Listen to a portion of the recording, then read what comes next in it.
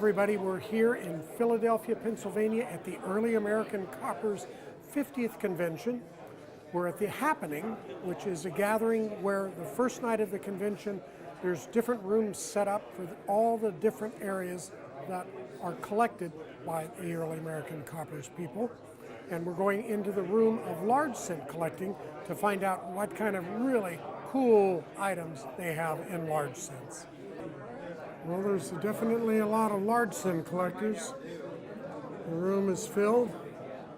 A lot of people at the tables. Let's find out some of the cool items. Well-known collector Walter Husak. Walter, okay. What are you looking at, and what's the cool coin for large cents? The large cent here is the Sheldon 170. It's a 1798, and we have like 4 of them to choose from to figure out what's the best, the most likable coin that you want to put in your own collection. And I'm going to start looking at them right now. We have one here that's pretty nice. It's like I'd say a 30, 35 coin. Chocolate looking, a little nice. We have another one here that's, and this one's like a VG coin. You know, it could actually, you know, net VG, but it's probably a fine 12. Now here's one slab. It's a very fine 25. And that particular coin, I would probably grade as a fine 12. And it needs to be broken out, but people are happy with this, and they need to be taken care of, preserved a little bit more. Now here's one that, oh, it's an MS62 brown. The latest label on there.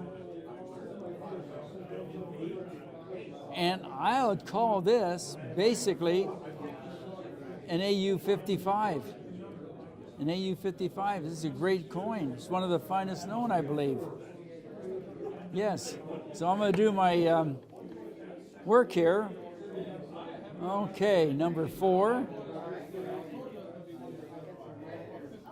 Number 1. Number 3 and number 2. And what are you actually doing? We're giving a score of what's the best coins that we believe that on the Sheldon 170, we have 4 of them. And sometimes you'll have up to 12 coins you have to go through. This particular set is only 4 right now. And what you're looking for is the quality of the coin and its appearance. And then you give your score on this piece of paper, and the owners of the coin will basically get their score in 2 days or maybe in a couple weeks on what their score is on the coins that they brought. Unfortunately, I didn't bring any coins because I sold my collection, and the coins I do have, I left them downstairs. This is the room with the Colonial collectors. These are the coins that were pre-United States, struck during the Colonial era, with all kinds of different varieties and all kinds of exciting things. Judy, did you have anything to say about this coin other than you're happy to own it? Yeah, I just didn't know what the metal was, and that's why I brought it to find out what type of metal. Okay, good. And I found out. Wonderful. Really yellow. This gonna show it now. There's a question. She also has another coin here. Yeah. I just kind of took over. Okay. Guys, and it's totally real, and this will be like an ooh-ah. Ready? No joke. Okay. Yes, let's bring this up. Here's a note that comes with it. This is unbelievable. You might have just brought us all down. This one. This is unbelievable what you're having here. We bought the coin in 1970. Yes, I can. Yes. Sir. And in 1975, I went to my first EAC convention in New York and met Walter Green. Whoa. And he gave me this letter saying it was genuine.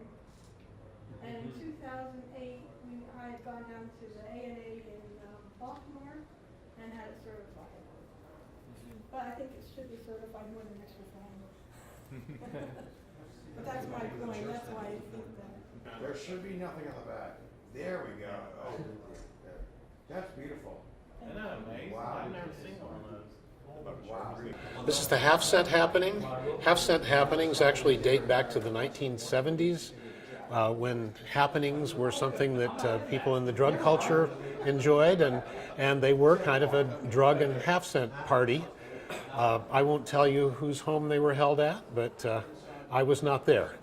And but what we do now at these are much more sedate and polite now.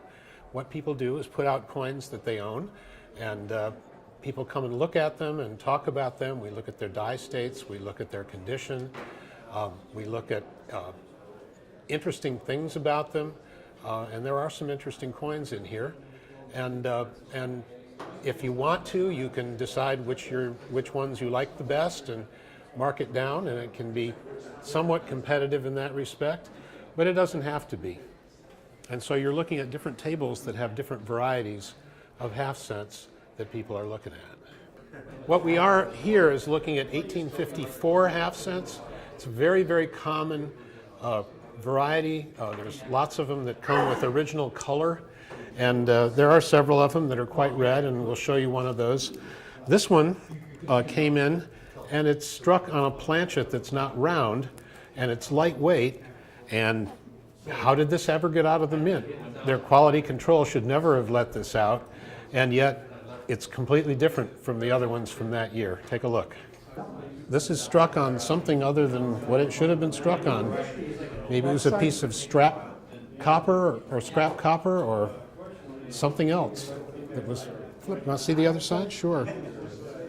See, it's even got some original color, some original red on it. It's a remarkable piece. Somebody saved this from 1854, or very close to it. So somebody recognized this was different right from the beginning. And this one is very red. It's the original color that the coin had when it was first made back in 1854. And it's very lustrous. It's very pretty. It's a coin that a lot of people like. Look at the reverse, how clean and red that is.